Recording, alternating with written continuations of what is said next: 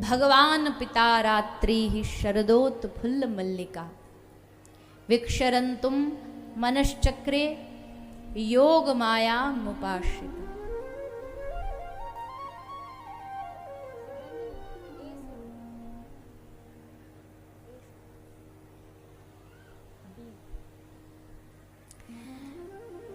तो आज श्री कृष्ण ने महारास करने का मन बनाया और मन बना के क्या किया, गोपियों को न्योता दिया।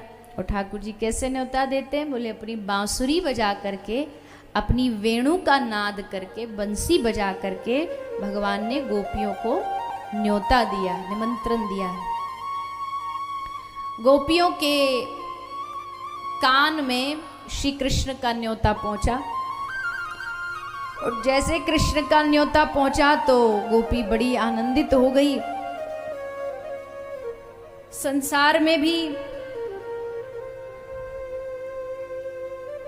कितना सुंदर लगता है कि जिनसे प्रेम करो वो तुम्हें न्योता देकर के बुला रहे हो। ये बात गोपियों को बड़ी आनंदित करती है।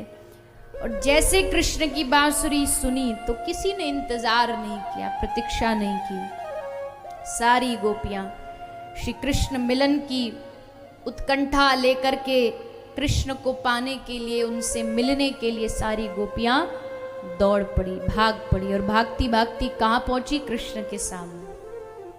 कृष्ण के सामने जाकर के गोपियां इकट्ठी हो गई। असंख्य गोपियां आई हैं आज रास के लिए।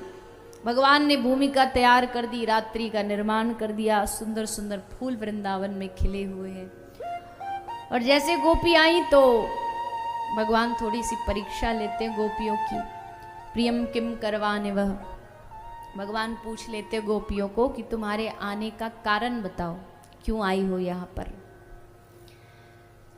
तो गोपी बड़ी उदास हो जाती हैं। पहले तो जब सुना कि आने का कारण पूछ रहे हैं बुलाने के बाद, तो थोड़ी सी लज्जित भी हो गई, पर फिर हिम्मत करके भगवान के तर्क का उत्तर दिया। भगवान धर्म की बातें कर रहे थे। गोपी ने कहा हमारा एक ही धर्म है, कृष्ण। हमारी मुक्ति कृष्ण है, हमारी भक्ति कृष्ण है, हमें और कुछ नहीं चाहिए। पाप लगे तो लग जाए। तुम कहते हो घर परिवार छोड़ के गोपी आई हो, पाप लगेगा। गोपी कहती है हमें कोई दिक्कत नहीं, नरक मिलेगा हमको, कोई परेशानी नहीं, हमें बस कृष्ण से मतलब है। और कृष्ण सामने खड़ा है। बहुत सुंदर गोपी ने तर्क दिया। भगवान बड़े प्रसन्न हुए। गोपी के साथ भगवान विहार करने लग जाते हैं। किंतु विहार करते करते करते गोपी के हृदय में सौभग मद अभिमान पैदा होता है। अच्छाई का अभिमान थोड़ा जल्दी आ जाता है। बुरे वाले को तो पता है हम बुरा कर रहे हैं, तो काय का अभिमान। अच्छाई का अभिमान बड़ा खतरनाक है। सिगरेट ना पीने वाला सिगरेट पीने वाले के नाक में दम करके रखता है, मैं नहीं करता, तू करता है। नहीं कर रहा वो बहुत अच्छी बात है, लेकिन उसको अपनी अच्छाई का अभिमान हो जाता है कि और दुनिया करती, मैं नहीं करता। सौभग मद, सौभाग्य का मद, अच्छाई का मान, अभिमान। भगवान ने देखा कि गोपियों को तो अभिमान आ गया, तो भगवान ने सोचा चलो इसका इलाज किया जाए, तुरंत किया जाए। इन्फेक्शन फैलने का खतरा होता अगर रोग ज्यादा देर तक घाव रखा रहे तो तुरंत भगवान ने उसका इलाज किया। क्या? विरह। विरह दे दिया गोपियों को। श्री कृष्ण गोपियों के बीच में थे, लेकिन अगले ही क्षण गोपियों को छोड़कर के श्री ठाकुर जी अंतर्ध्यान हो गए। श्री कृष्ण का अंतर्धान होना मतलब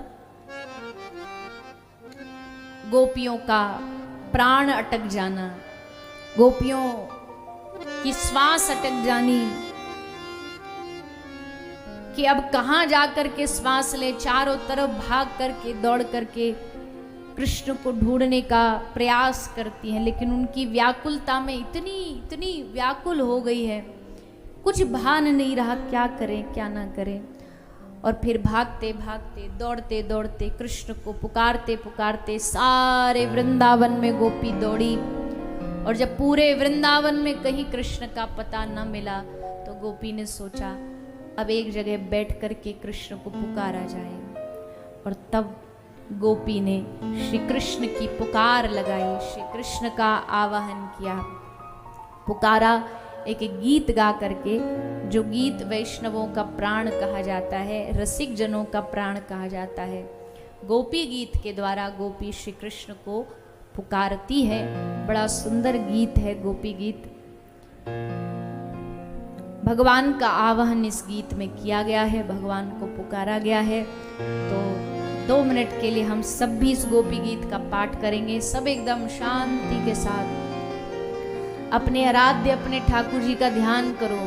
देखो वैसे तो हम करते नहीं, वैसे तो उनका स्मरण, उनके लिए कभी रोते नहीं, दुनिया के लिए रो लेंगे, पर ठाकुर जी के लिए कभी आंख में आंसू नहीं आते कि प्रभु कितने जन्म जन्म हो गए आपसे दूर भटकते हुए, अब तो अपनी शरण में ले लो। ये गोपी गीत भगवान के लिए रोना सिखाता, भगवान को पुकारना सिखाता है। गोपी भगवान का आवाहन इस गीत के द्वारा पुकारती हैं भगवान को, और अंत में जाकर के शब्द भी खत्म हो गए, बचा भी श्री कृष्ण का दर्शन करके बड़ी आनंदित हो गई, भाव विभोर हो गई।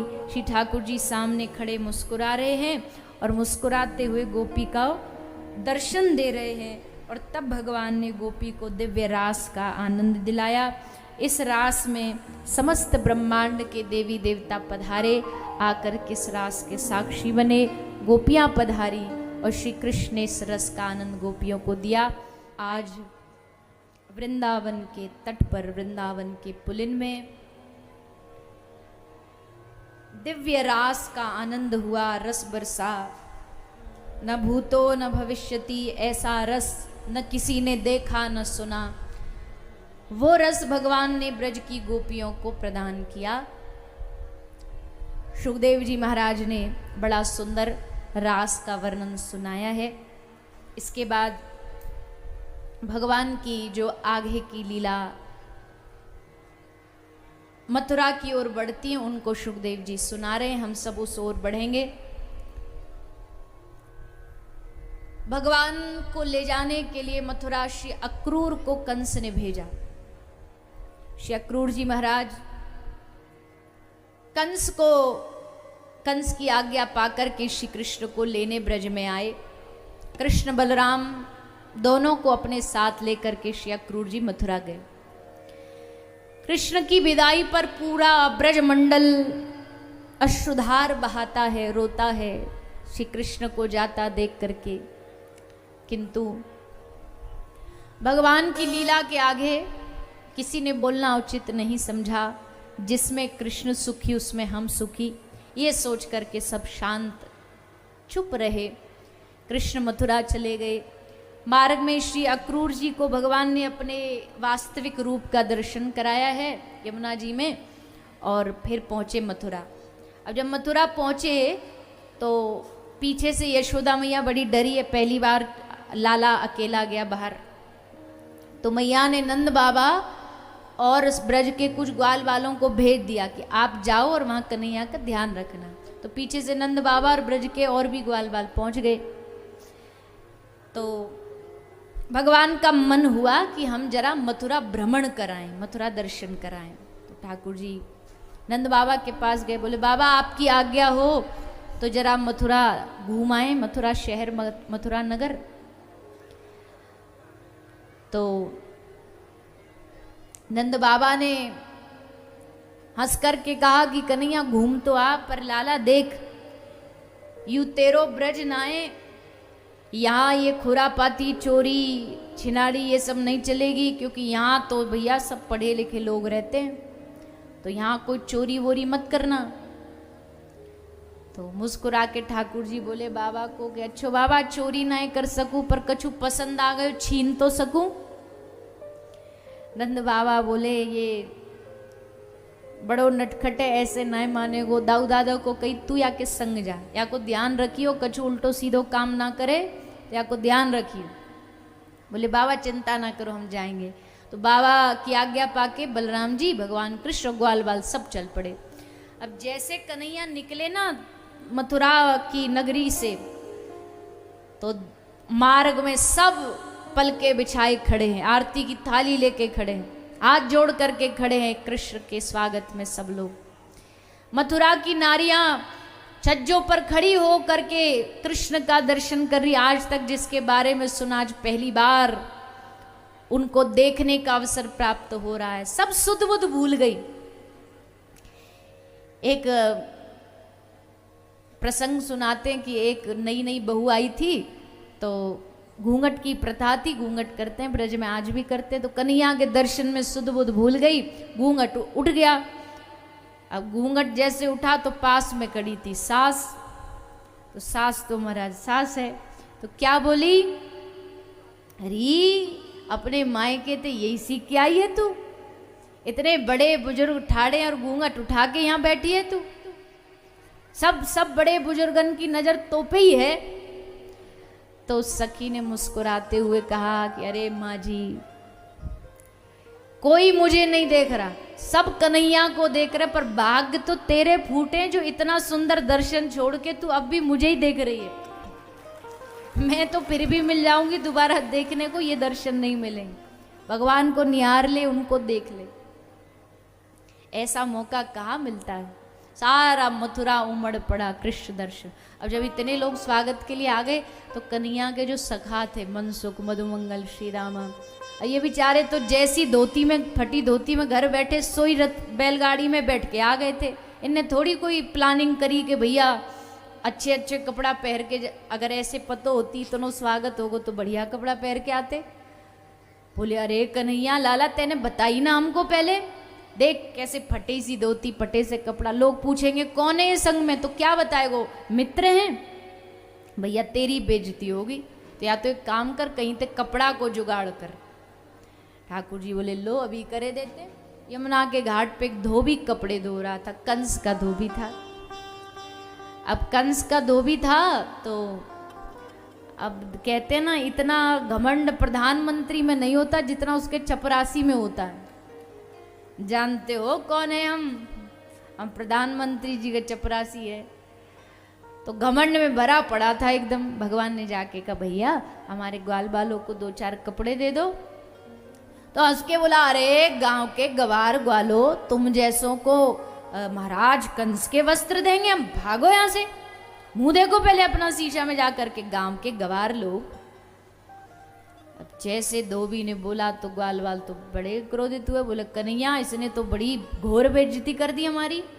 एक छोटो सो ग्वाला बोलो कन्हैया या को अपने पूतना वाले हाथ दिखाई दे आज, या भी ये पतो चले कौन ते पालो पड़ो है। सो ठाकुर जी ने मुक्का बनाया, मुष्टिक बनाया और जोर से धोबी के सर पर प्रहार किया। और जैसे प्रहार किया तो धोबी का वहीं राम नाम सत्य हो गया, धोबी का उद्धार कर दिया। भगवान ने कहा जाको जो वस्त्र अच्छो लगे, जो रंग अच्छो लगे उठाओ पैरो और मार के भगा देगो।